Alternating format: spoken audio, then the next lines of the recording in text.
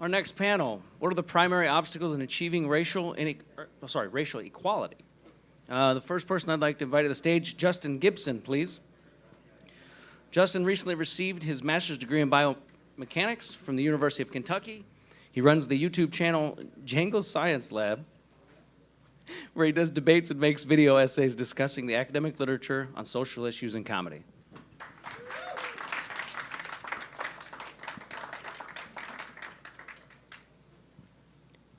Nico House.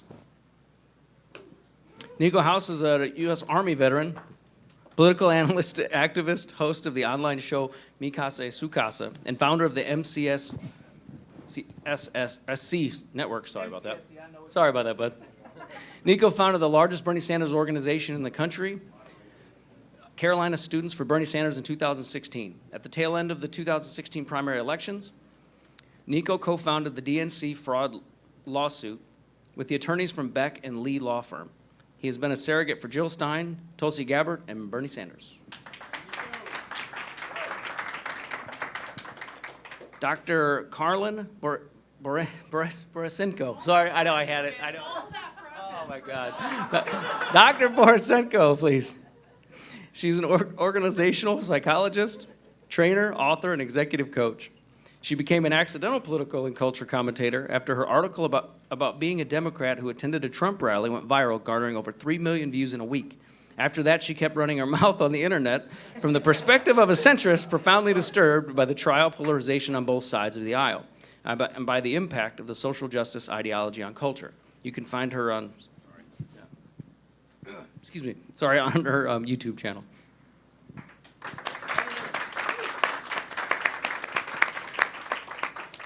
And then, of course, Melissa Chin.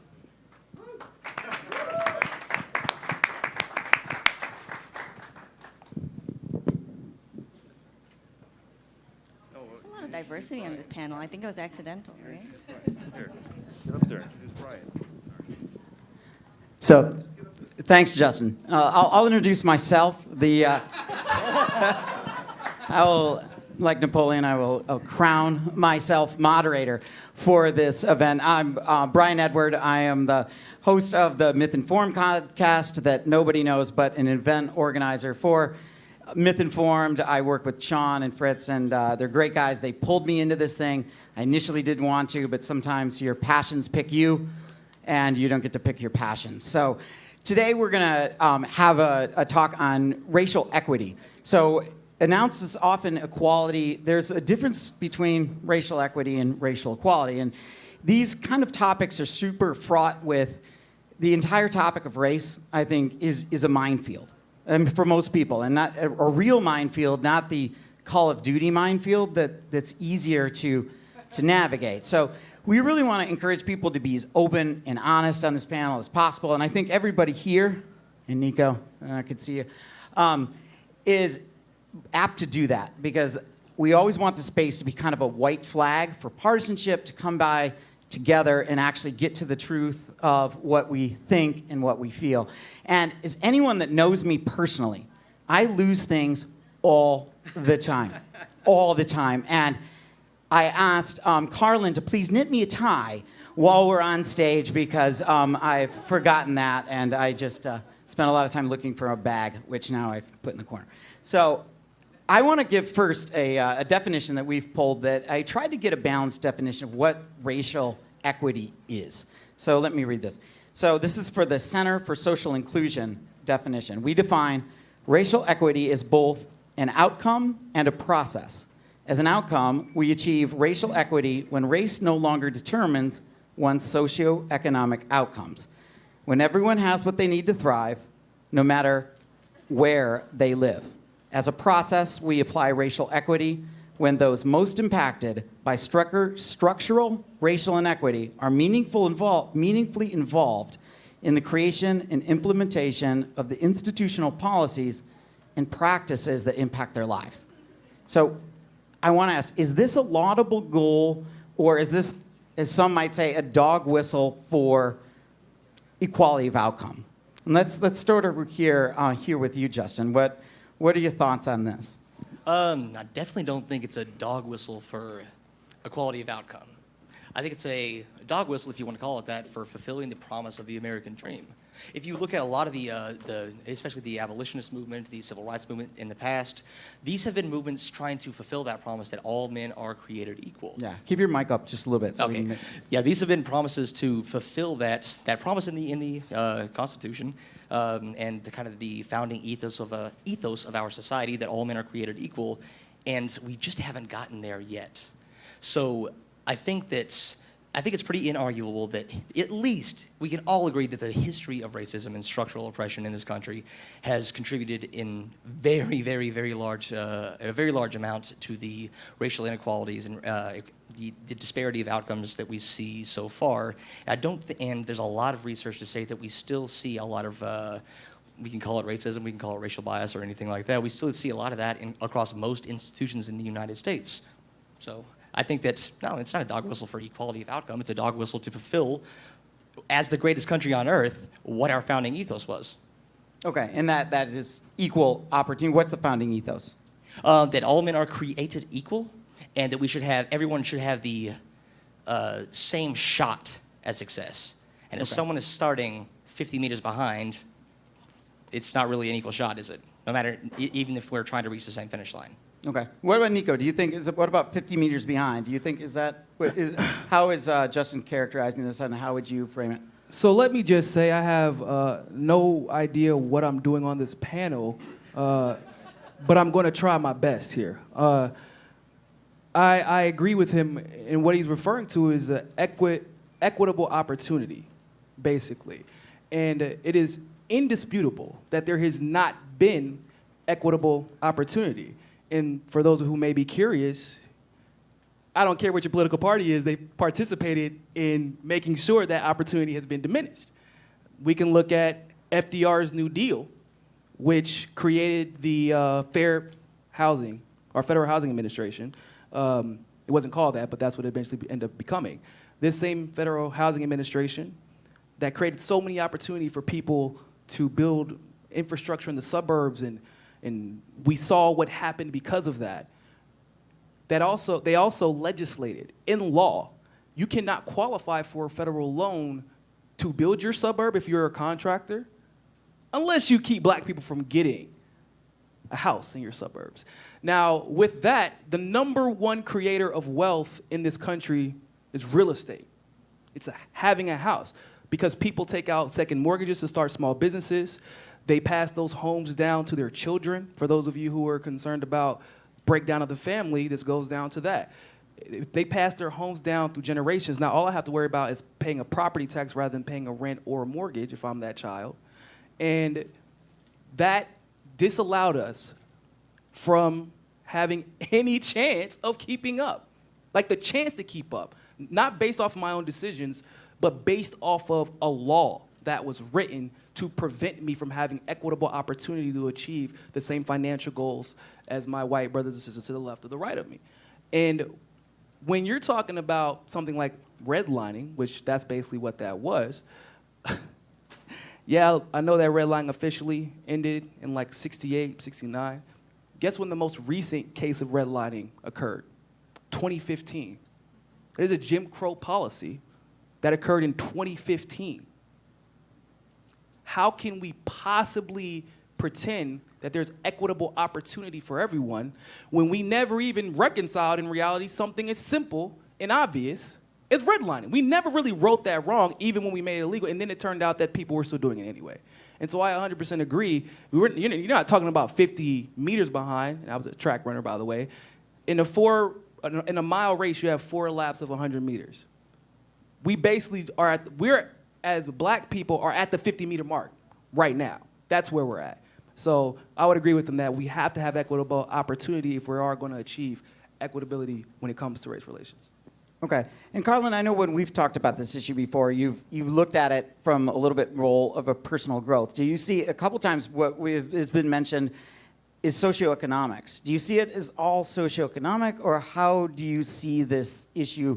Is it a goal, and what are your thoughts? Well, I mean, certainly I think there are socioeconomic realities at play here, but I come from this at an angle of individual empowerment and personal responsibility in these scenarios. Now, I agree with pretty much everything that Justin and Nico just said, but from my perspective as someone who's coached people in organizations in the workplace, and I've coached many, many, many people of color, the things that set them apart in terms of the ones that are able to create their own opportunities and achieve that success is what's called the success mindset. This is research that's come out of the University of Pennsylvania by a researcher named Michelle Jelen, who basically found that people who are successful have three things. Number one, they have to believe that success is a possibility. And when I think of social justice ideology coming into play and teaching people from a very early age that they are a victim of the system, I think it inhibits them to see success as a possibility. And that, I mean, if you're teaching that to kids, that is almost an impossible perspective to change once they become adults. And I think that really holds them back. The two other things that are responsible for a success mindset are that people are able to see stress as an opportunity rather than something as an obstacle to overcome, and frankly, their ability to just help one another. The more you help one another in your career, the greater your odds of getting a promotion. But I also think in this equation, something that I think about is what is actually the goal? Because I coach executives who are miserable human beings. They may make a lot of money, they may do very well, they may have fancy titles and cars and all this stuff, but they are miserable. And so if the goal is that everyone just makes a lot of money and has that career success, I don't actually think that's what we should be shooting for. I think we should be shooting for happy, fulfilling lives, and of course, financial stability is a part of that, but that comes at many different levels.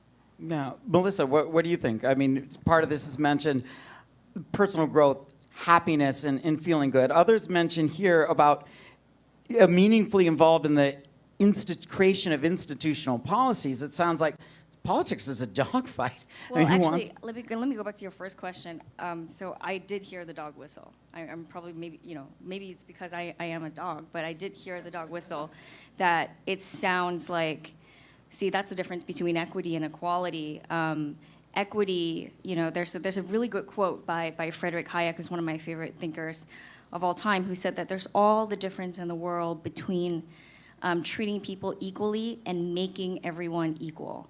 And I think equity sounds like the latter. It sounds like, every single disparity between groups has to be sort of attributed to racism or something structural in nature, versus equality is about treating everybody, the same. It's enshrined in the 14th Amendment, the Equal Protection Clause. And for a long time, yes, our nation did betray the principles with slavery, with horrible segregation laws, and we made some strides into fixing all of that. And legally now, there, at least in the eyes of the law, all men are created equal. We can say that comfortably now in the law. How that is practiced, how that manifests, and are there legacies of the past that still haunt the present? Sure, I think it's helpful to interrogate that, but I'm always wary of trying to adjust the outcomes so that we have exactly, we look across the board and say we have to have equal representation in everything, or else the explanation has to be that there must be some form of discrimination going on. Can I respond to that? Yeah, go ahead. So I think that everybody here would agree that what happened to the Jewish people in the Holocaust was absolutely horrid, and that something had to be done to reconcile that, because of just how bad they were being treated in Europe at the time, to no fault of their own whatsoever. And in a country that vehemently disagrees with reparations, for black people specifically, this is also the same country that vehemently vilifies anyone who talks about the fact that Jewish people got reparations. I mean, and it wasn't just the people who were in the Holocaust, because I know a lot of people will say, well, my family wasn't around during slavery. Well, my ex-girlfriend, for example, she's Israeli, and she came over here, she worked for El Al Airport, got a Social Security card, work visa, and if she would have went to university here, she would have gotten half of her tuition paid as part of the reparations that the United States gives another country.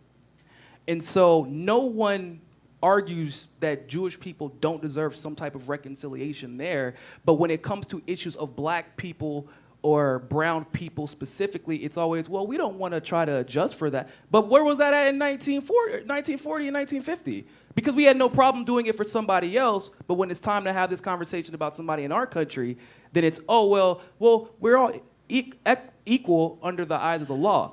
But that's simply not true.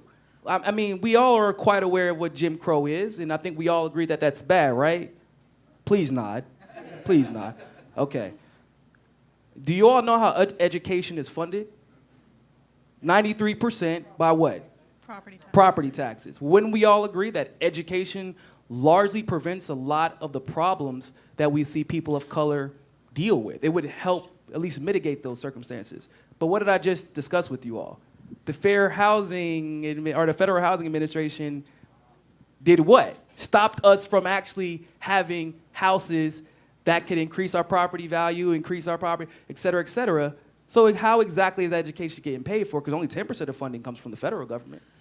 Nico, I actually have a question for you, though, and this is because I am very open to the idea of reparations. I think there are a lot of arguments to be made for that. I just don't know what form that comes in. I mean, I think that oftentimes money can actually fix a lot of problems. Are there ways that we can direct money to programs that would encourage more black fathers to stay in the family, or direct it to education, as you've said? I mean, what does reparations look like to you, I guess is my question. You'll get different answers from different people, but I think it has to be a combination of direct cash payments and program investments. But like the direct cash payment, I know some people think of reparations as, well, I have to give money for my taxes for slavery. That reparations, I just told you all, like Jim Crow is literally still here. There is a law right now that is still allowing Jim Crow laws like the way education is funded in 2020.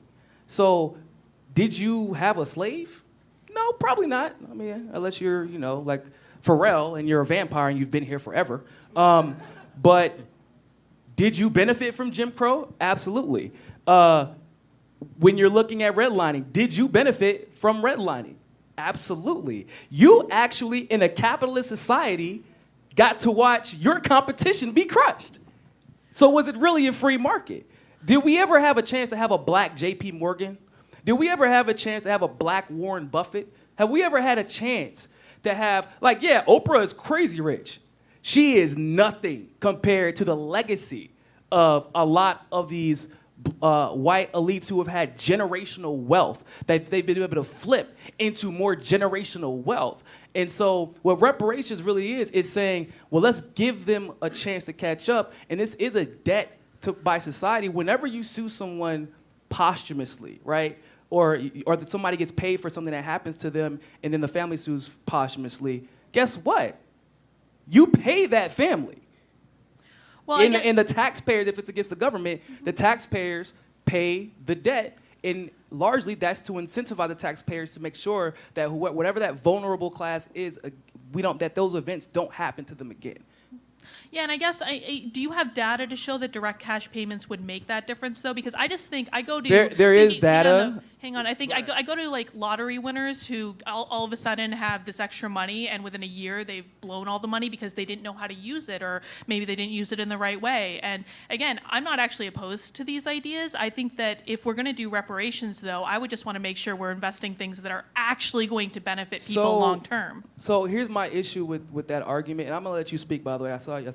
But my issue with that argument is it doesn't matter how they choose to spend their damn money. That's not the argument. Whenever if I go to sue somebody for doing me wrong, or I got in a car accident and it was their fault, does the judge ask me, well, how are you going to spend the money that you win? No, they don't ask me that. Why? Were you in the wrong? Yes or no? Is there a debt owed? However I choose to spend and that goes back to your self-accountability argument. If they waste their money, then it is their problem. And guess what? Now the onus is completely off of the people's shoulders. If you feel like, oh, well, I don't want to have to take care. Now the onus is completely off your shoulders because you can argue, you can say, truthfully, we gave them the opportunity and the finances to do something better, and they chose not to. But right now, people don't have that choice. They merely have the illusion of choice. Yeah, so I think there might be some reconciliation that we can have between your point to say that we cannot blame everything that everyone does on racism. I think that's inarguably true.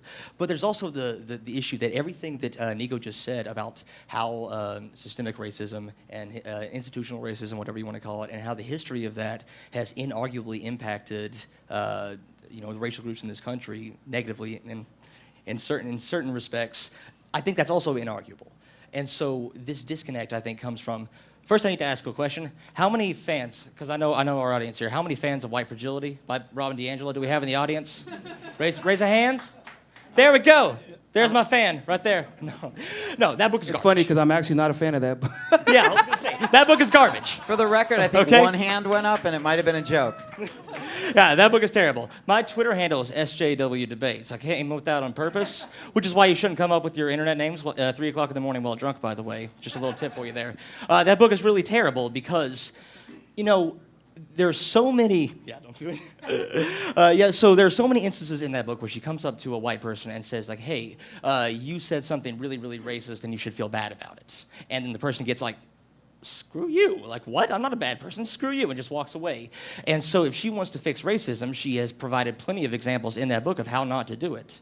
A lot of this conversation, a lot of the toxicity surrounding this conversation, I think has to do with this framing that to say that you benefited, if you're white, and I'm white, to say that we have, as a group, and we're talking about socioeconomic issues here, we have to talk about groups, it is not really that uncontroversial to say that white people have benefited from a lot of systems that's poo-pooed on people of color in this country. But a lot of people will see that as a personal attack against their character, to say that, you personally stole something. You might as well have been a slave owner. You might as well be the worst person in the world. And no one is going to listen to that. No one is going to take that attack on their character seriously, and they're sure not going to take any sort of constructive criticism after it. So I think what we could do in this panel, and what I hope is, it seems to be going that direction, is stop talking about, I actually want to shift away from individual responsibility in this one instance. It's not, if you're white, it's not your fault that slavery exists, but it shouldn't hurt your feelings to acknowledge that, yeah, these systems did disproportionately impact people of color in this country. They are inarguably in a worse position because of it. Like you talked about, like how do we fund school systems? For some reason, mostly through property taxes. Well, majority non-white schools, which are also majority low-income schools, receive about less than $1,200, less than $12,000 per year per student. Mostly white schools, almost $14,000. That seems small, $2,000 per student, but that's a big difference. That's a big difference in quality of education. And when you combine that with everything else around it, this is not fair. It's going to sound like I'm whining, but fair and just, I'm all about being fair and just because I'm an American. These are my values. So this doesn't seem fair and just to me, and I'm compelled to want to see it fixed. And I want to get Melissa in here, but do we know it's the money for sure? Because, Bloomberg spent a ton of money on ads and didn't get much at all. So you wonder if it's just the money. But, Melissa, I want to get you in on this. What are your thoughts? Just either to respond or to that question. Wait, specifically about education or about Free individual forum. Oh, okay. Well, no, actually, I did want to say something about, like what Carlin was saying about how we actually do this. One of the issues is that when we end up, we're going to end up adjudicating who gets to have reparations, and everything's going to end up being kind of a race tribunal. And one of my concerns is also about this kind of discourse ends up flattening almost everybody into just these categories of race.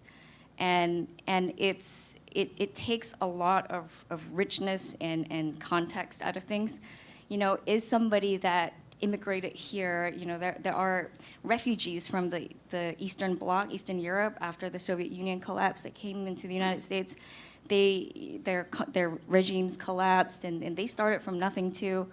How do you compare, to kind of squish everybody into the same category of white and black, is somebody that just immigrated from Nigeria, a wealthy person, right, who immigrated, is that person's experience the same as somebody who's African American and who might have whose ancestors were enslaved, and how these policies target all these people, whether it's reparations or affirmative action, right? Like it will see these people as like just their color and nothing else. It's just the accident of how much melanin you had in your skin, and I think that's very flattening. I feel like it's actually not seeing them as just their color. I think that's the problem now is people are being seen as just their color.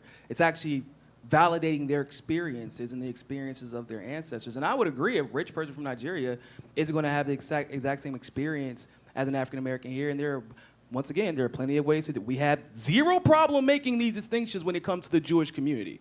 Like, we have zero problem with it. But I promise you, in,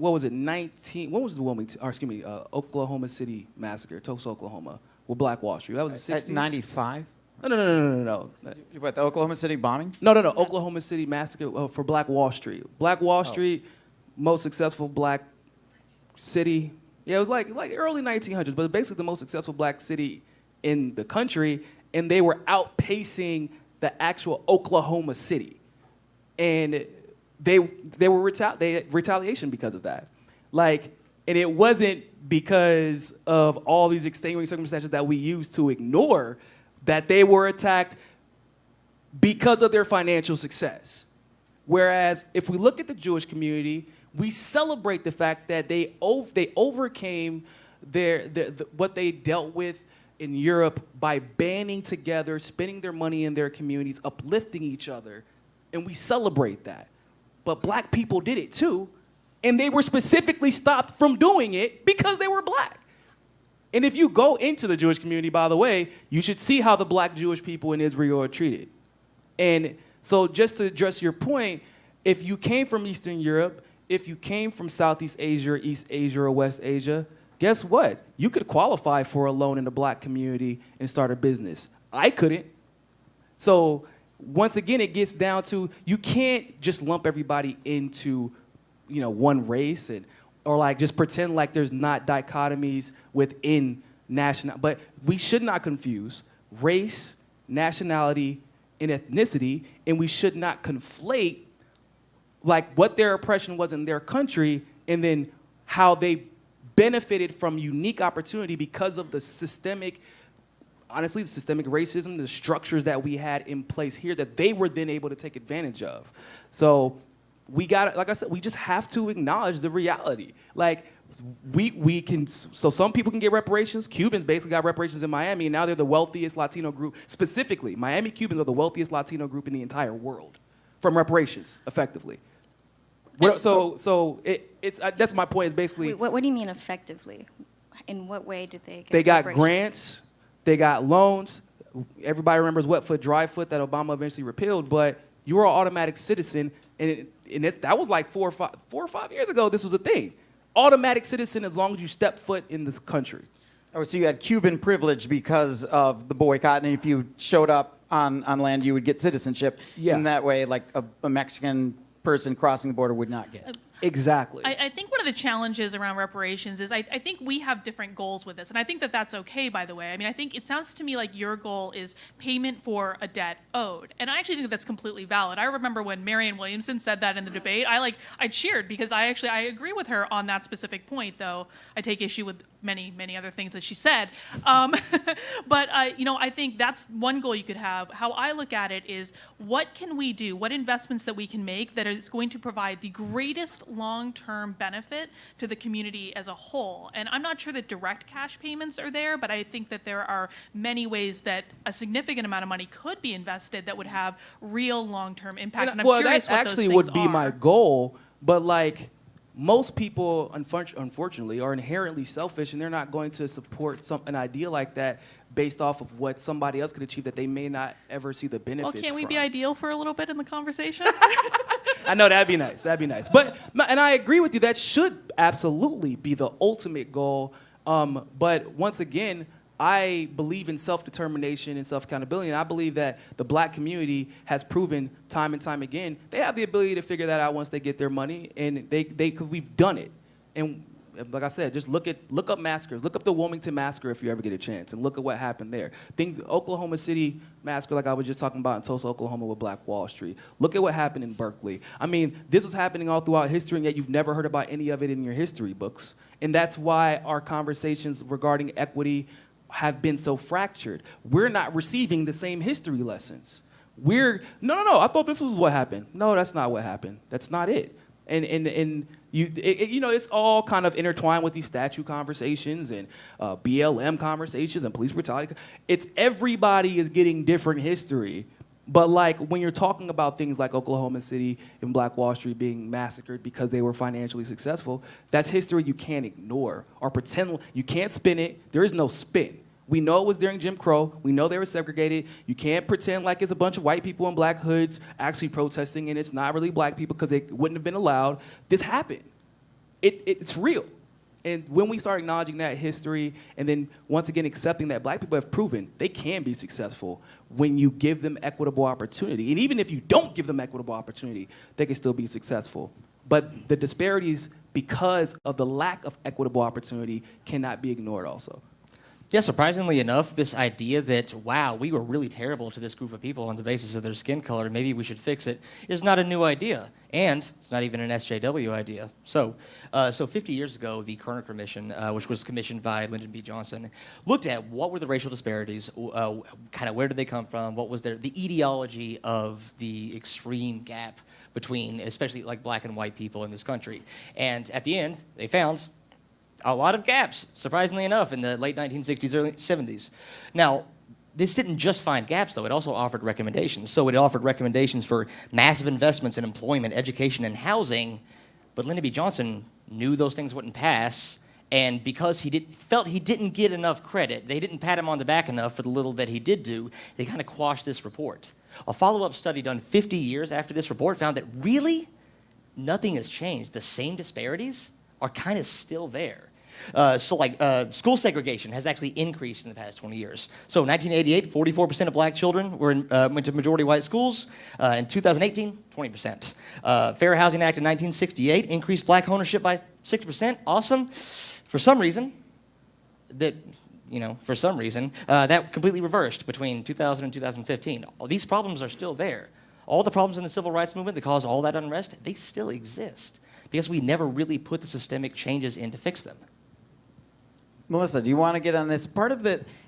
Some of this doesn't explain to me, and what I'm curious is, like, when you talk about Black Wall Street, like, and you mentioned at that time, like, the black segregated class is actually growing faster and economically than their white counterparts at that time. And Thomas Sowell notes that in the 40s and 50s, the black middle class is growing faster than during segregation with all the major obstacles at that time than they are now. So what's changed? Is there other ways to explain this outside of money being pumped into housing, education, or reparation programs or what? Like, what are your thoughts, Melissa? Well, actually, so on like education reform, I think that rather than looking at race or sort of trying to fix things based on race, the lens to look at all of this is really class, because this is really about access to education. And a really poor white kid has the same chances of going to a good school as a really poor black kid. And they have more similar struggles and opportunities. So if we fixed the class access to education, wouldn't we in effect be fixing the race issue and more effectively without having to go through tribunals? So part of that is true. I believe that education is a massive like part of what's going on, and which is once again one of the last great Jim Crow law is still in place right now. And so, by the way, what you're saying unfortunately is not true. We do not have the same opportunity to go to Harvard or Yale or et cetera, because that's a culture setter that has to start at the right age. And if you, in the black community, if you were not set on that path, which we have a far less likelihood of being set on for obvious reasons, like just by virtue of, once again, I just said there's no black JP Morgans, there's no black Warren Buffetts, like it's not a thing. And that network also trickles down, or it doesn't. But do you mean as a whole, like any random black person out of the population has a less chance to get into Harvard, or the same kid, a black kid with a 1,300 SAT and a white kid with 1,300 SAT, you're saying that the black person has a worse chance of getting in Harvard? Oh man, you're showing your age right now. Nobody with a 1,300 SAT score is getting to Harvard. But in all seriousness, I'm definitely the least hip on stage, so I'll take that. So if they both had like 2,100 SAT scores, let's just say, they both have a decent chance. Actually, the black kid at that point would have a better chance of getting to Harvard. But that's because it's so rare for a black kid to get a high score on the SAT to that degree, because the SAT, like the LSAT, is about studying, but I can't study if I have to work 2 jobs, because my mom didn't inherit any generational wealth, because she's still paying rent on a place that we've lived at for 15 years, and she will never own it. But she can't afford a house. So if you have the comfortability of a 2-parent household, which we can get into a little bit later, and I have a single mother, which is what I had, like, I was lucky enough to have the structure at my school, because my debate coach really he took me in and embraced me, white conservative male actually, and when I would go home from work, which would be about 9 p.m., he would open the library for me to use the computer because I didn't have internet access. That's what it took for me to get to and go into the military. But I went to University of North Carolina, but it took a series of very fortunate events. But I will say this too, to wrap up the education thing. I know that everybody wants to go back to class, and I know that this is a huge thing on the populist right? Everything, we just address class. This whole thing is like a car. Class is the engine. You can have the most beautiful, most loud, just an awesome engine. Guess what? Race is your alternator. You don't fix your alternator, your car doesn't run. Gender is your battery. Your battery doesn't work, it doesn't run. If you don't fix every problem and acknowledge every problem on your vehicle, it doesn't matter how much horsepower you have, you're not going anywhere. And it is not a coincidence that every time something happens to the black working class, eventually the white working class feels it too. Why is race our alternator, though? Like, or is it? I mean, I It's not haven't like changed my oil in my car in like 15,000 miles, so like, I'm probably not going to like get these things fixed. What is it? Because we've brought these more to the forefront? I mean, I know, Justin, we argue about this plenty. That I'm saying the same obstacles that are facing the kid getting into Harvard, right, with the 13 or 2,100 SAT, like those obstacles are the same, because they might have to have 2 extra jobs. I suspect both would get scholarships, but why is it the alternator? Like, I know we have this talk too. Oh, sorry. But you can pop back in. Last time I went to the mechanic, I had to ask if the alternator was full, so I'm just going to skip the metaphor. That's funny. Yeah, so class is a big issue, and there's a lot of overlap between black and white poverty, but the fact is, just because there's overlap doesn't mean they're the same. Black people are just way, way, way more likely to live in areas of concentrated poverty, areas of poverty where at least 40% of the people living there are under the poverty line. White people just aren't as likely to live in that. Right. And they're also more likely to live in, closer to the inner city. But if you hailed from one of those areas that was in white poverty, and you think, I hear all this rhetoric all the time, but it doesn't apply to me, I'm ticked. Do you get that? Well, yeah, but that gets back to what we were talking about, like personal responsibility. So I did grow up in that really poor white area. I grew up in a really tiny town in eastern Kentucky that's just been decimated by the loss of coal mining jobs.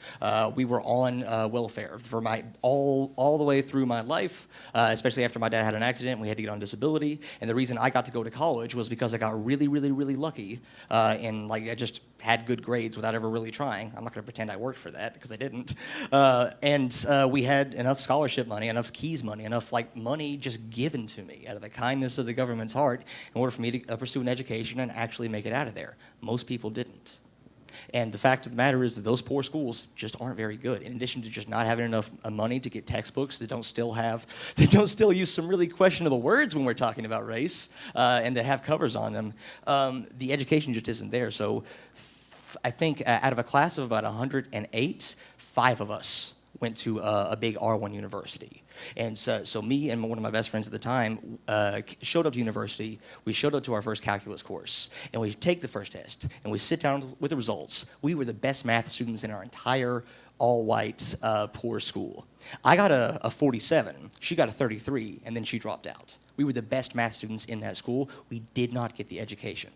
So the quality of these schools, like, just weren't up to snuff and did not prepare us and set us back a really long time.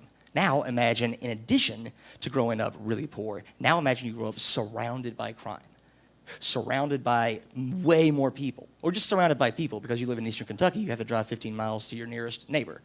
Now imagine you live in an inner city where there's a lot more to go on.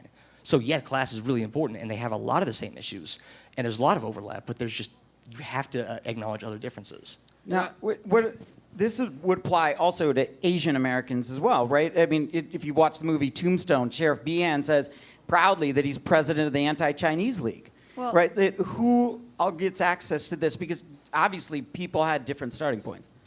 Well, but okay, so I want to address what you Yeah, just said go ahead. about the billionaire situation, like where are the black Warren Buffetts, and also about the point that going to Harvard is not just about good grades; it's about a set of cultural, it's culture's access to a certain lifestyle and access to certain mentors maybe that can place you in a way to get into Harvard. I understand that, but wouldn't you say that I think many immigrants that do, move to this country start out completely from scratch. They have no connections to pretty much anyone in this country. There's no, tie or Warren Buffett either. They've in fact pretty much severed, their financial connections back home.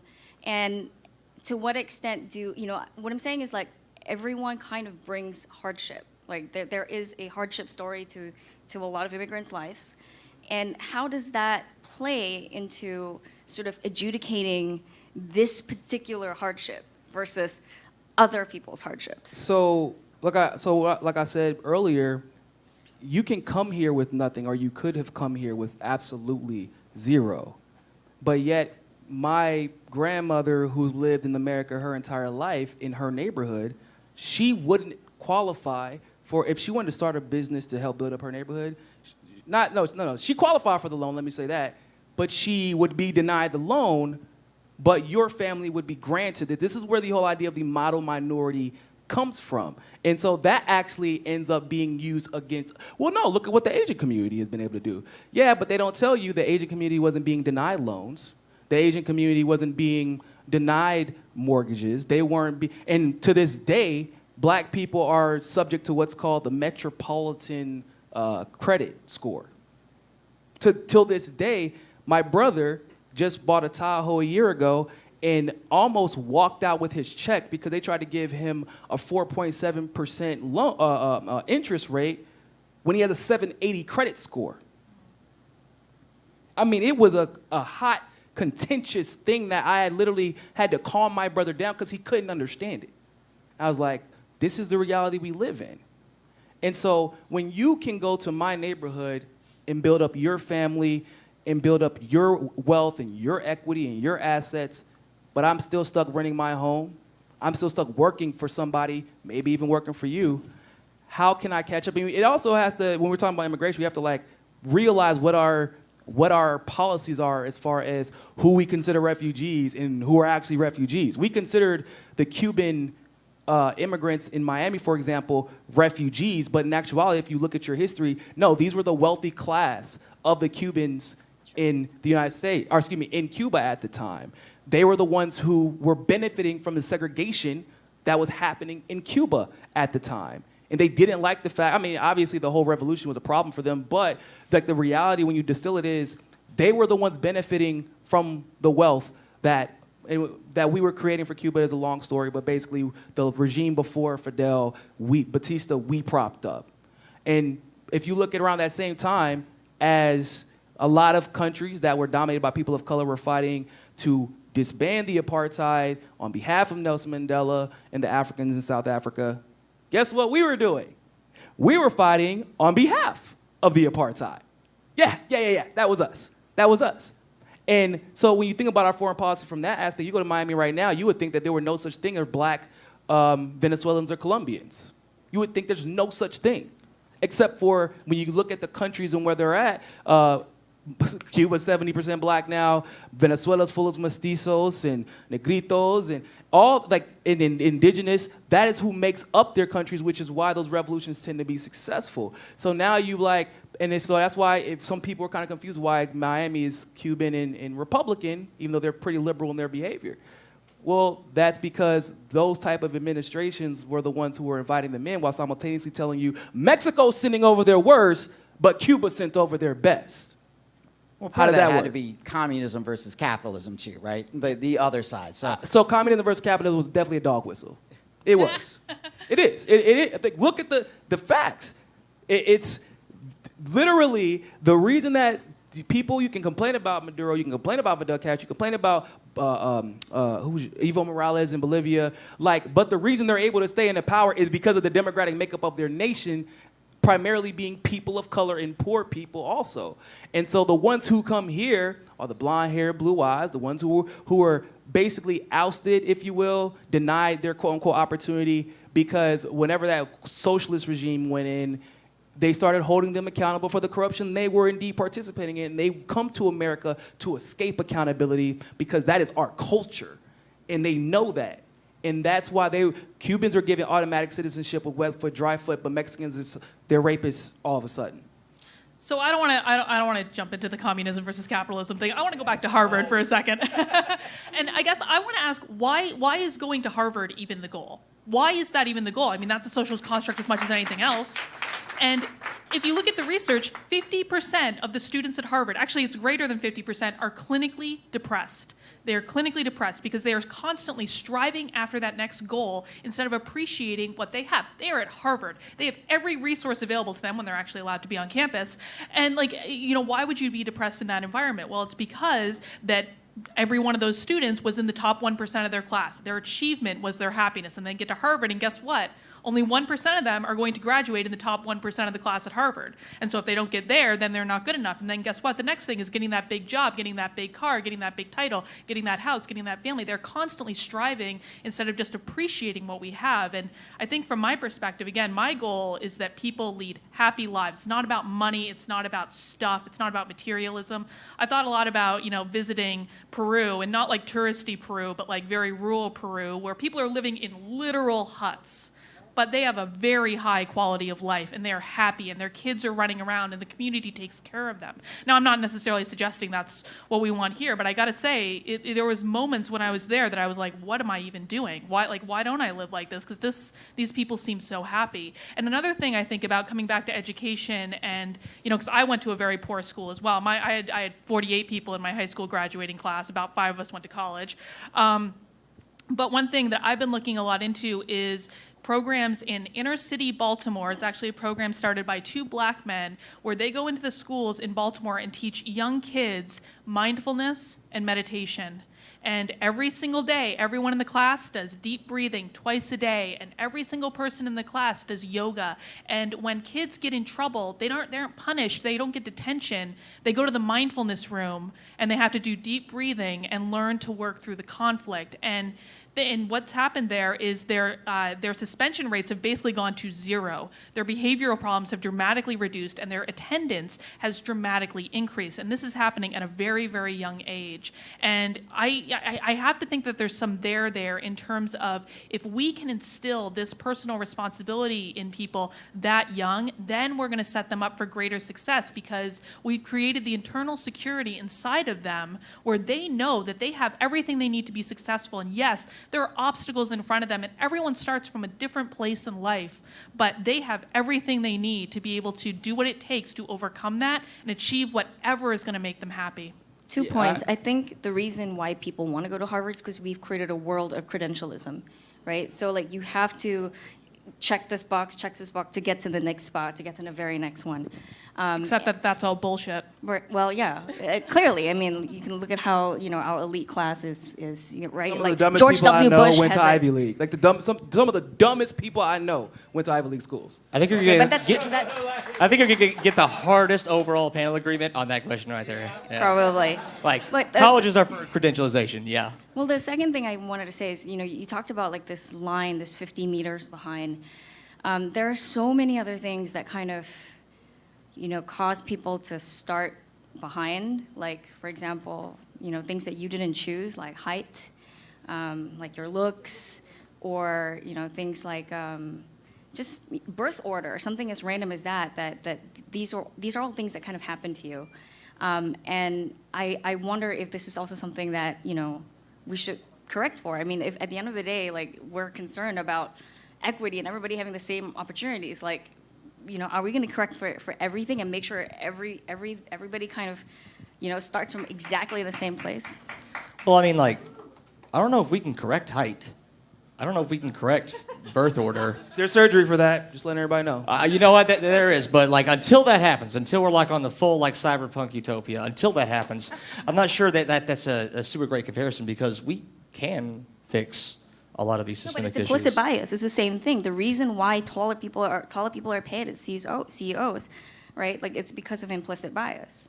Yeah, And so it's but it's not structural. but it's not just implicit bias. I mean, black people definitely face implicit bias, and arguably in all institutions. I have a lot of data in front of me that I did a whole lot of research for this.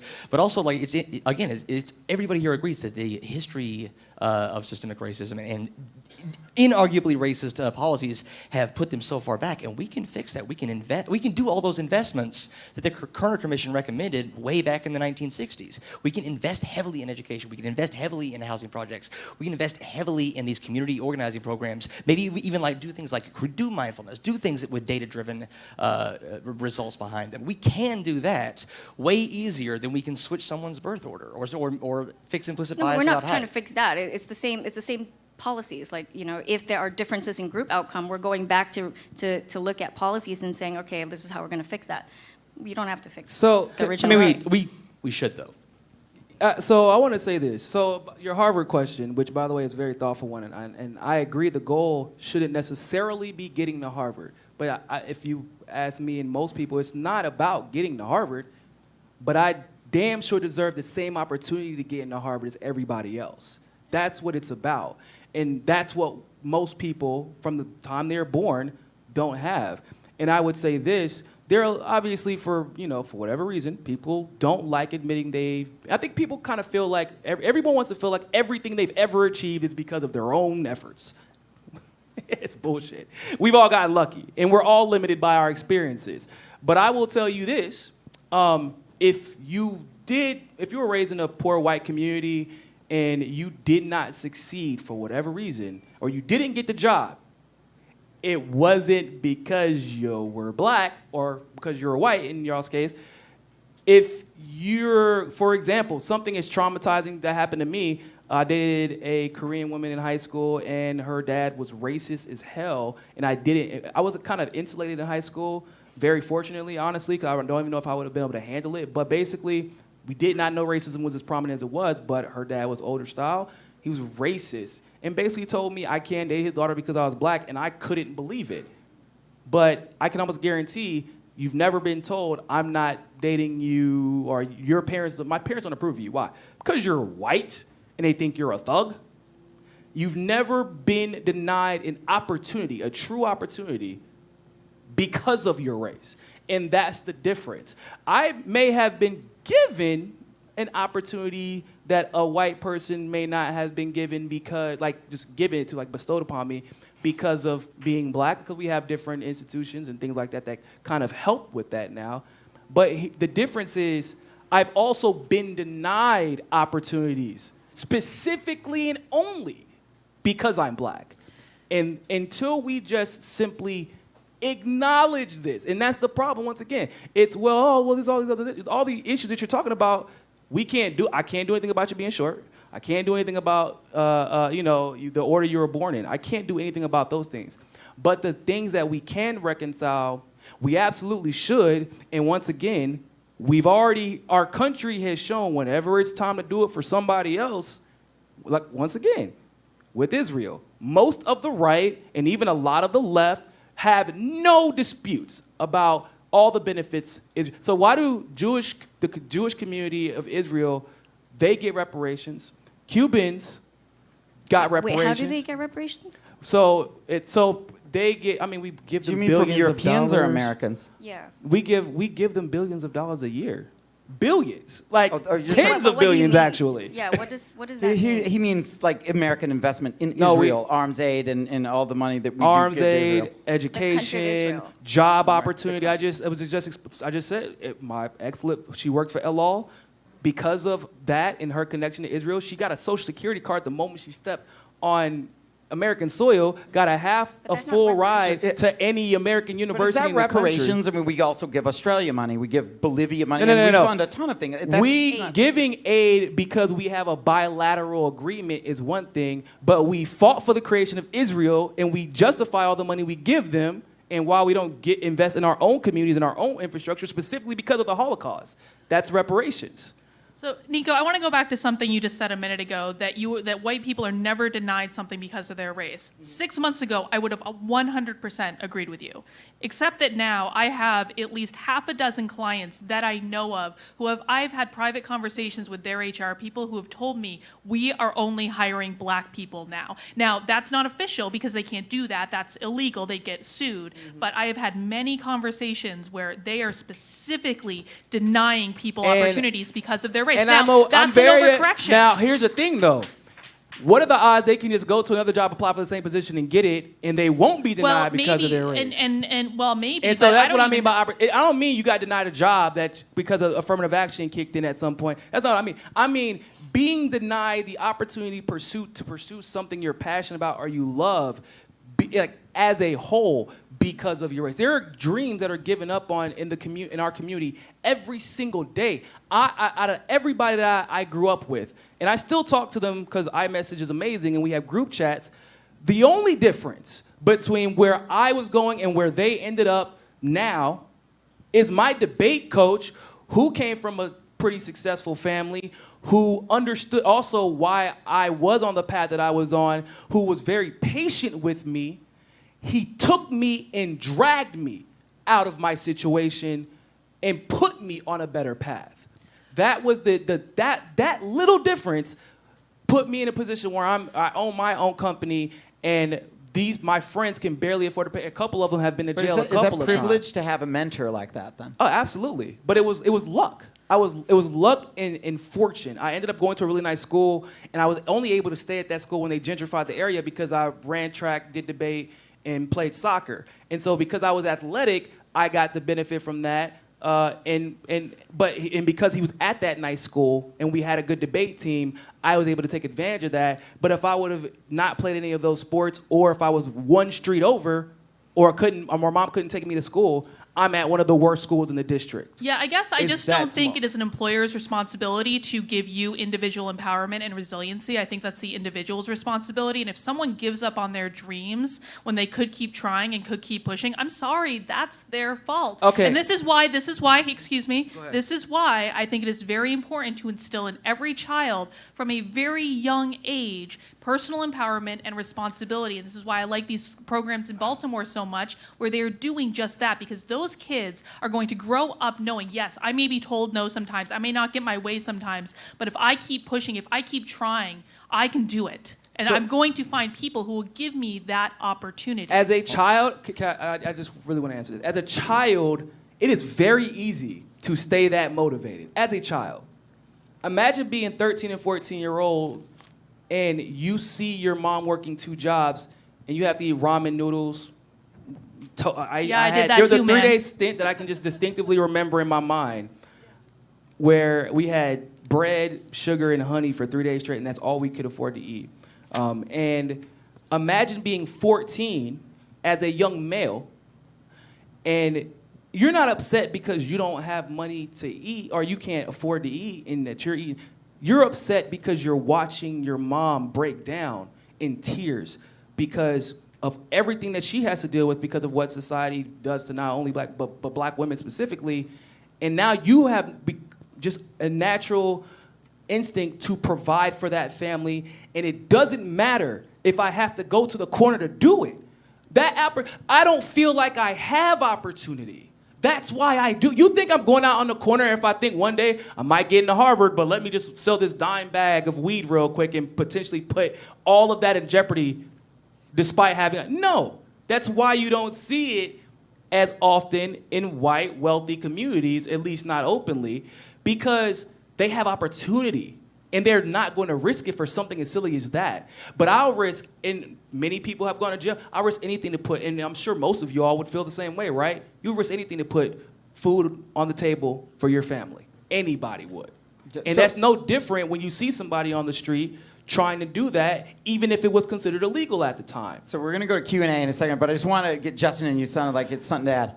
Yeah, so all that individual empowerment, I love that program that you described, especially if there's empirical data to support it. That's fantastic. That's great, and we should instill that you can overcome any challenges in your life to kids, especially on an individual level. But when we're talking about societal problems, we can't just think, well, individuals should just make better choices. No societal problem has ever been fixed by just like expecting individuals to individually choose, to individually make a better choice. And so when you grow up with this like ethos that I can do whatever I want, everything I do is up to me, that can be empowering, but can also be really damaging in certain ways. So I'm sure you're aware of a lot of this research, and you hit the nail on the head in terms of what a lot of the research in psychology says. We vastly overestimate our impact on our own lives. Like one of the best examples that I can think of off the top of my head is like a really classic experiment. Like, I'm going to flip a coin for you. What's it going to land on? Okay, now I want to give you the coin, and people will think that they have a better chance of getting what they want if they flip the coin themselves. And that's a really simple way, but it's been replicated in like actual real world studies too. And so like, when you end, a lot of this conversation is just focused way too much on individual people. So you're blaming individual people for being racist, or you're blaming individual black people for growing up in an environment that's like, and you didn't make the correct choices. And so when you start to develop that, you start to think, well, I just got told by somebody that they're not hiring white people anymore. Like there's the real systemic racism against white people.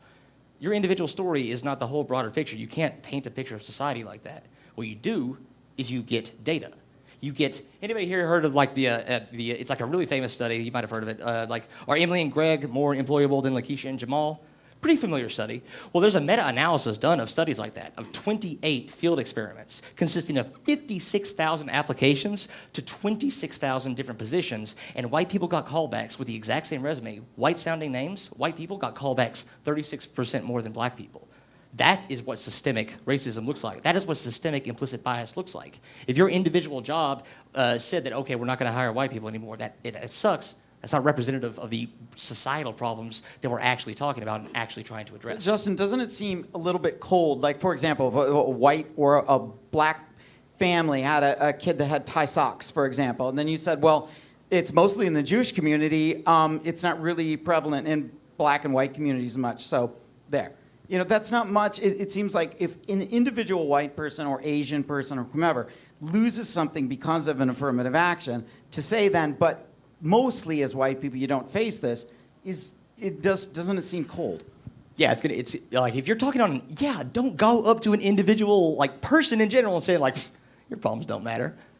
And like point to like, did you know there's still slavery? Your problems don't matter. I don't care about that. No, that's a horrible thing to do, especially talking on a person-to-person level. But if you are discussing societal problems, you got to talk like societal like data and societal prescriptions. And I think what I'm worried about in this is, frankly, not just the white people who are being denied jobs because of their race. Because I think you're right. These are cases of my individual clients. I don't know that this is a larger problem. What I am worried about is a dramatic overcorrection on this issue. There needs to be balance. I fully agree with you that there are systemic problems that we should be taking care of, that we can make investments in, but it's got to be a balance, and we can't go to the extreme other end, because that's recreating the same problem all over again. Well, we'll worry about going to the extreme other end when we've even sort of kind of approached the middle. Well, we are when we're discriminating against people because of their race. Hey, in remember hiring. that meta-analysis of all the studies that I said? We are doing that. It's just not going that direction. If we were as worried about, like, actually, once again, not discriminating against black people as we were about not discriminating against white people for something they may have not been directly involved in 400 years ago, we wouldn't have to have these conversations. That's the funniest part about, you're like, well, because I understand the context of the conversation. You're like, well, the white people were da-da-da-da-da. Well, the truth is, nobody but us have made the argument, that same argument for black people, and then when we talked about it, it immediately became a class thing.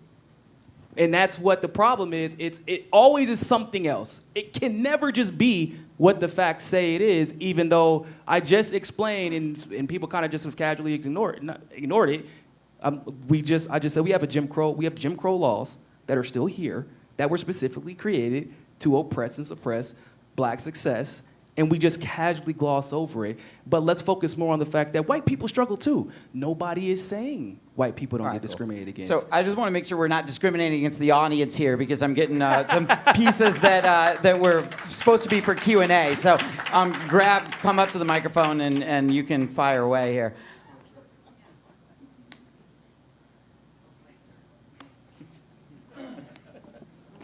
Hey there, guys. My name's Adam. And so my family is one of those immigrants from Eastern Europe. My grandparents were in Nazi concentration camps, and my other grandfather was in also Soviet Gulag. And our country was under severe oppression under Hitler's National Socialistic Workers' Party and under Stalin's Union of Soviet Socialist Republics. So we dealt with a lot of hardship and oppression.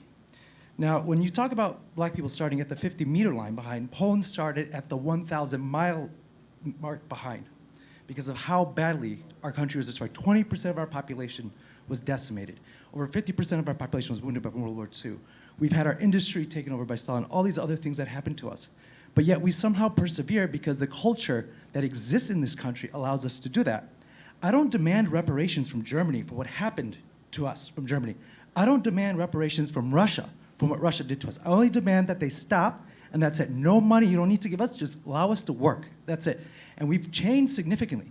In 1991, when the Soviet Union collapsed, Poland had a GDP per capita of only 1,700. Right now, it's at 15,000. And that came from hard work, despite the fact that we were decimated.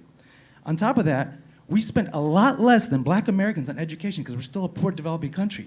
Black Americans, you say, get $12,000 per year. We only spend about $3,300 because that's about what we could afford. Yet our PISA scores on the Program for International Student Assessments are significantly higher with fewer resources. I think a lot more has to do with culture, okay, than simply focusing on the past, because we prefer to be more future-oriented rather than past-oriented and demanding Germany and Russia pay for everything. Cool. So we're taking that as a comment or a question? It's well thought out and set up. That's well, more I think of he's the- asking, is think culture there's- more yeah. important than the other factors that we were discussing? And I would say, yeah, and that's easy to all unify behind a common goal when you all went through the exact same thing and you all basically look exactly alike and have lived the exact same experiences, and you've never had one group enslave another group or create laws against another group. Muslims enslaved us in the 1600s with the Ottoman Empire. No, but we're not talking about. But we're not talking about the. But we're not talking about the 1600s. We're talking about 1900 to 2000. There are still Jim Crow laws that originated from slavery. Is what I'm saying. Like the people. Occupied us in 1991. Say that again. The Soviet Union occupied us in 1991. But that was more recent than Jim Crow laws. But once again, there are Jim Crow laws in the country that I live and was forced to live in, and I really can't go to another. I mean, I can, but it's like a whole process. But this country of opportunity that I'm supposed to live in. Once again, we got to be consistent here. We have no problem, and I get your argument, but then why is everybody so casually fine with reparations to other groups that the American elite want to protect? But then when we get to the conversation about black people, but what about what my people went through? All Polish people have, I mean, just generationally have dealt with, I mean, it doesn't really matter what your religion was. I mean, Polish people didn't go up to Hitler and be like, hey, just letting you know, not Jewish. I know it didn't work like that. However, when I walk down the street, my perception of you, in this country anyway, isn't, wow, that's a fine-looking Polish fellow. Because race isn't, and the issues that come from that isn't a matter of what I want people to see me as. It's their distinct, just visceral reaction based off of societal implications that basically say, I see you as this because this is what I've been trained to see you as, and everything that comes with that. So when you look different, you're gonna have different outcomes, and when you have like one group that has shared experiences, of course they're going to be able to band together a little bit easier. Saying focus on the culture and not the past is like saying focus on the math instead of the numbers. Where does culture come from? If you were to study culture, what would you study if not the past? Past makes culture. Previous events make culture. An entire group of unified people going through a terrible situation and then banding together in order to fix it, that sounds like a highly motivated group of people. that is not, like, just going through something bad, there's so many other variables to consider before you realize, before you just say, like, well, I had it hard and I made it. Like, there's so much other stuff to consider. Yeah, there's a lot. There's a lot to consider. I'd like to read something. Thank you, by the way. This is a great panel. I'm so happy to have this panel. And I'm so happy because one of the things I like about this panel is that you guys got my heart racing. So that's a good panel. Right. It's not just the Adderall. Right. Okay, I'd like to read you something, and I'd like to get comments on this. This is from Forbes, and it's dated August 14th, 2020. The Justice Department said Yale University has discriminated against Asian American and white applicants, issuing its finding roughly 2 years after opening an investigation. The department said Thursday that it found that Yale discriminates based on race and national origin, violating federal civil rights law, and that race was the determinative factor in hundreds of admissions decisions each year. It said that for the majority of applications, Asian American and white students have 1/10 to 1/4 the likelihood of being admitted as African American applicants with comparable academic credentials. This is systemic racism. That's not systemic racism. How many black people go to Yale? That's out of curiosity. I don't know, but apparently I mean, I feel like that's kind of, if you're not the talking about the discussion. rate, how many black people are even applying to Yale? That is not the question. The question is my question is, Okay. is this racism good? Should it continue? And should it be expanded? No. Racism is never good. Yeah, that's Okay, racism, and it shouldn't be considered. And it should not be continued. That should be addressed. But, and this is what, and you know what, I hope you can appreciate me, the SJW, the big lefty up here, being honest and saying that, no, that is inexcusable. We shouldn't do that. Now, I hope that you would be honest and say that, how many students go to Yale? I don't know. You I want to don't know, guess? but- Hold on. Yeah, you want to go? Sure, I'll say 5,000 students a year. Okay, now how many people are in the United States? 375 million. So you think that maybe that this one instance can absolutely be racist, even favoring people of color, and also maybe on a societal level we can have systemic racism still? It's actually the second university that's had this problem. Harvard has the same problem. Two. So Okay. two. Man, those are some nice problems to have. Two affecting thousands and thousands of children. And- yeah. based Two Ivy on- League schools, by the way.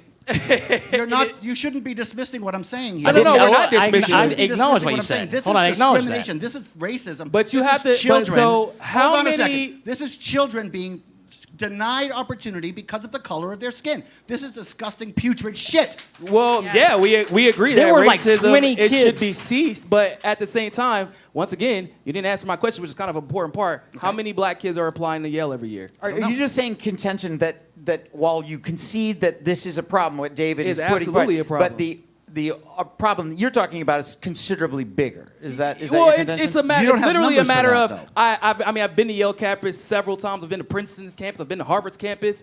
Listen when I tell you, there are plenty of white and Asian Americans there, and there are very little to no black. So, like, whenever you hear like discrimination, I'm like, okay, discrimination in favor of who? Because you're never just discriminating against one group. There has to be someone who is receiving the positive benefits of that. Well, this is discrimination in favor of African Americans. But how many African? So once again, it goes back to my question. You would have to be a bit for me to think this is like a serious problem, like that it's affecting the outcome of the overall success of those races.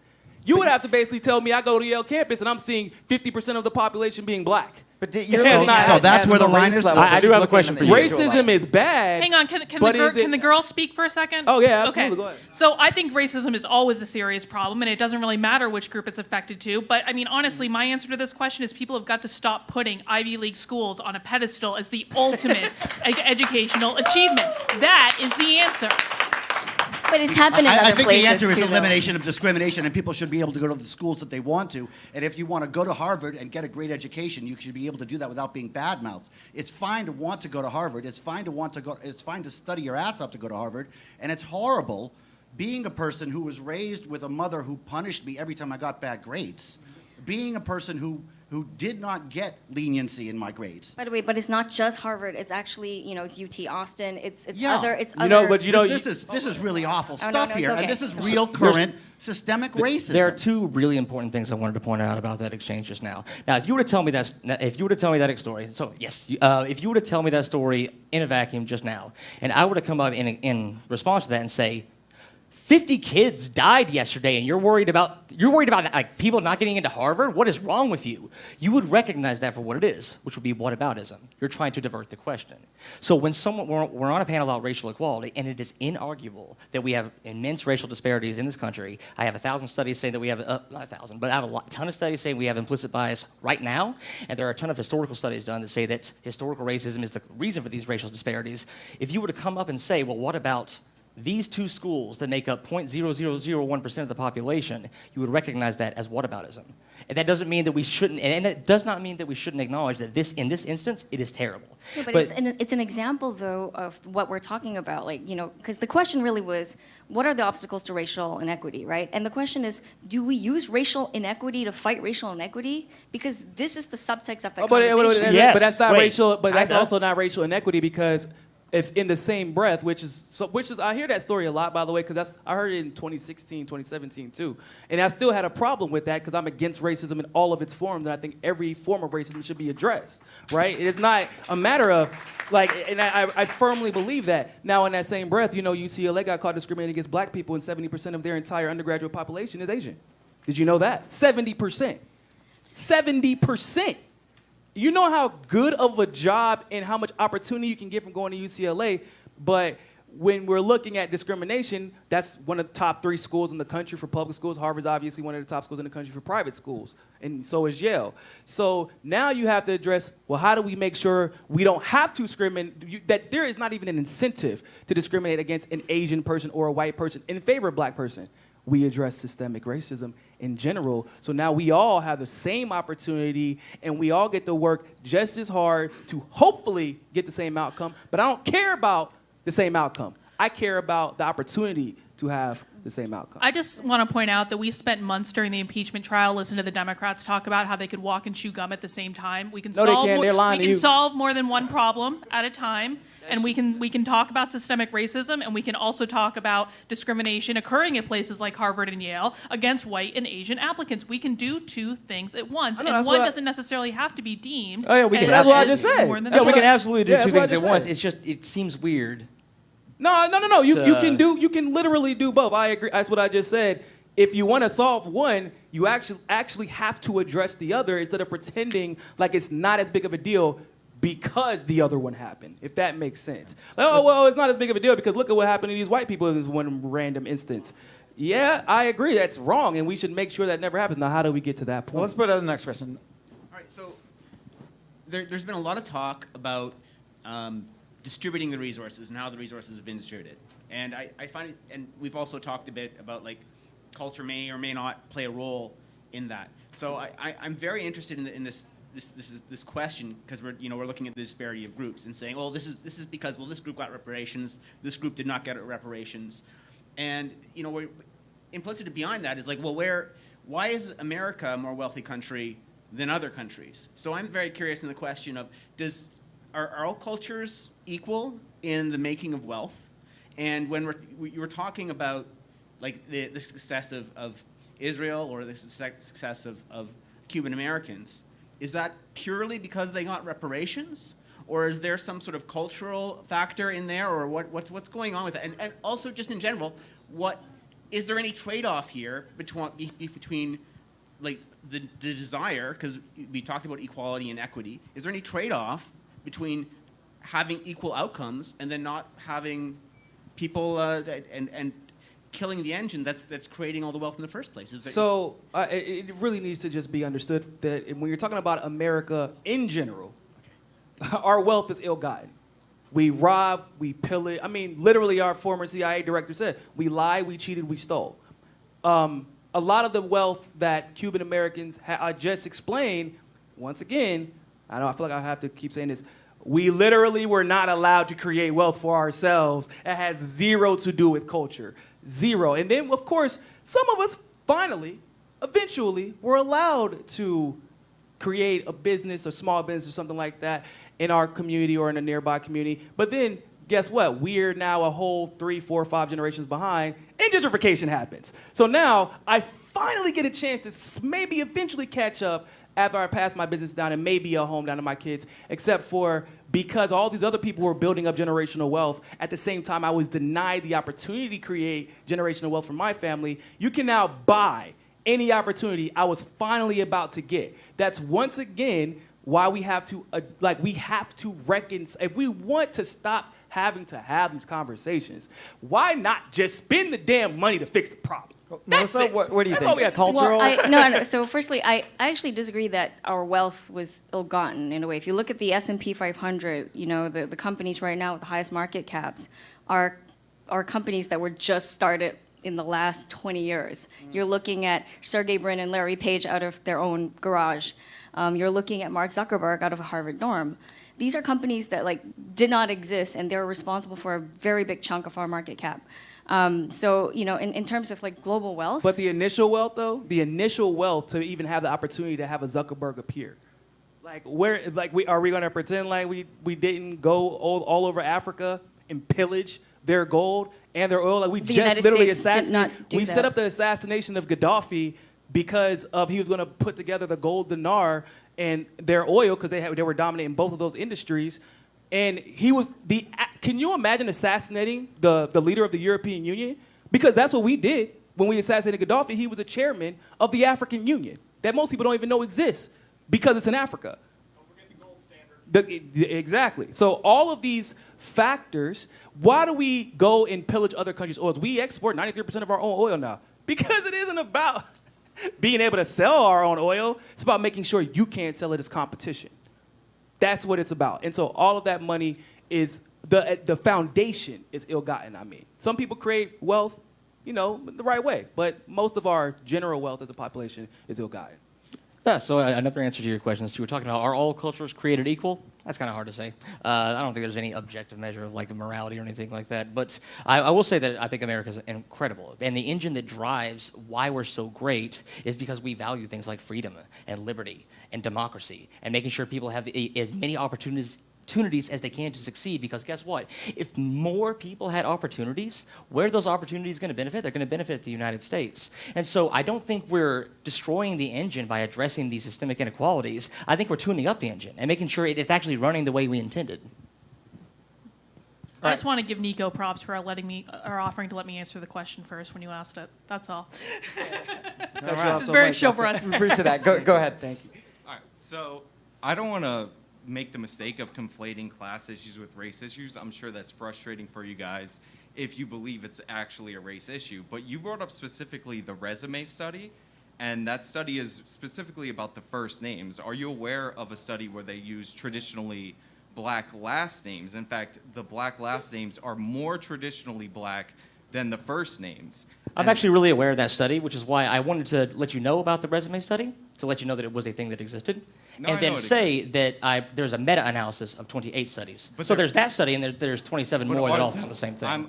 I'm aware of a meta-analysis, but is it a meta-analysis of first names? Because- Actually, so I looked into the research methodology of this specific, I think, I always forget the names, the one you're talking about, and the reason they picked the first names as opposed to the last names, because the last names that they picked in the study you're referring to are things like Washington.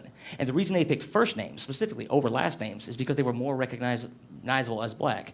Have a resume in front of you that says Jeff Washington. I don't know if that's black or white, but in Jamal, you're more likely to say it's black. So the study, the first name study, was actually better at measuring what it was able to measure. It was a more valid study than the last name study. And that's just in addition to the 27 other studies in the meta-analysis that I brought up. I would completely disagree with that, because Washington and Jefferson, the last names that they use, over 90% of the people with those last names are black, as opposed to about 70-30 for a Jamal or another name. No, So- but it doesn't matter what these actual people think. What they specifically tested these names for this reason. Which of these names brings up a black or white person the most consistently? I'll agree to disagree with you on that. You also brought up the education funding. Are you aware that in the state of New Jersey, there's a series of Supreme Court decisions that are called Abbott decisions, where they normalize funding for specifically underfunded schools to counteract the property tax thing that you were talking about.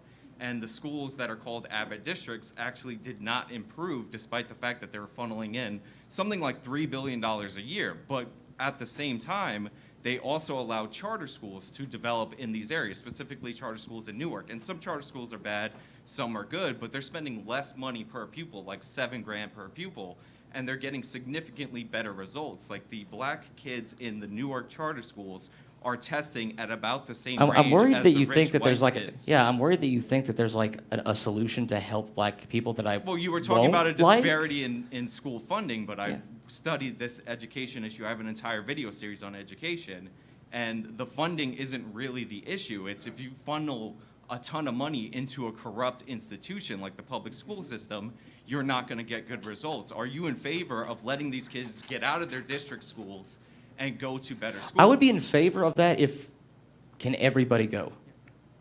If this solution that you're proposing by necessity is leaving kids behind, I'm not in favor of it. They have to go to a lottery because charter schools are restricted. So what happens to the kids left behind Well, who don't win the lottery? Well, that's why I would want to expand charter schools, so they don't have to get But- they don't have to line up for ping pong balls to determine whether or not their And at kid what gets a point good during that do we just education. end up with schools that everybody has to go to again? Wait. Hang on. We're saying that we can't make improvements for some kids because other kids might not be able to take advantage of them by pure luck and chance of a lottery. I think if we can make No, I'm improvements... saying that if Hang that's on, the hang solution on, that you're hang on, offering- Hang on, Justin. I'm saying that if we can make solutions right now that are going to help some kids and learn from those solutions and grow and iterate and expand, that's a good thing. That's still going to help those kids that win that lottery. It is going to help those kids with that lottery. Awesome.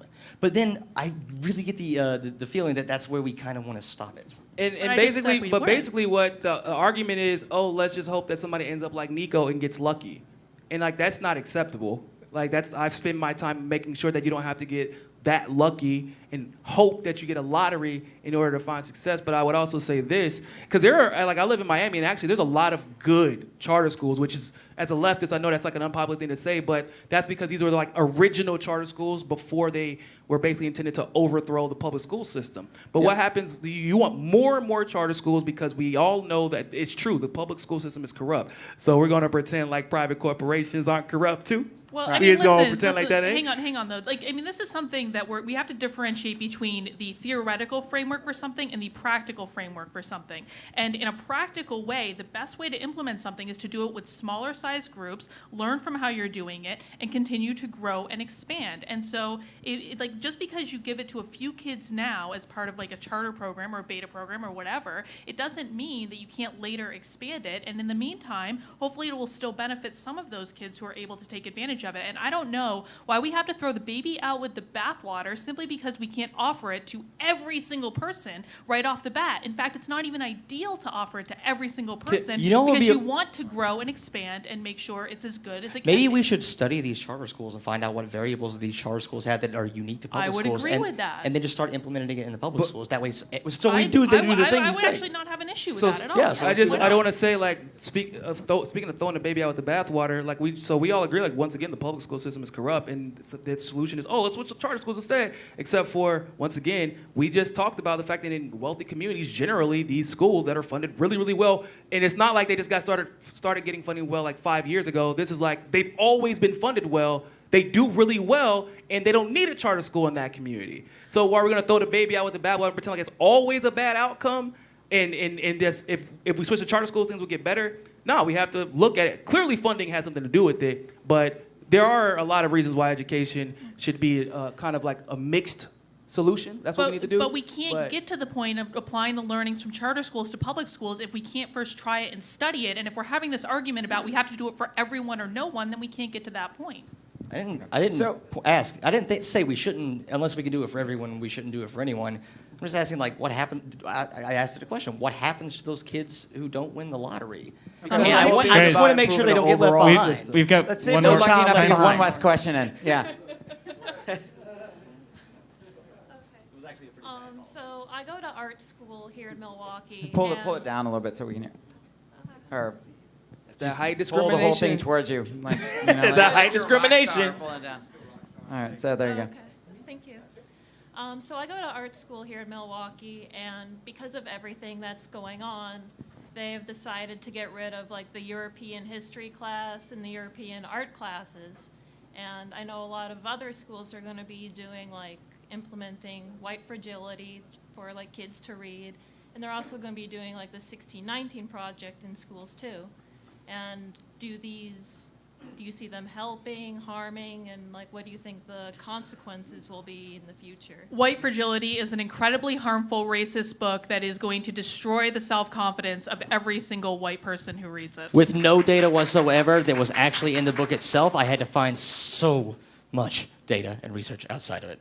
No, I think White Fragility is a pretty bad book because once again, it puts the problem of racism and the solutions that she offers are extremely individual.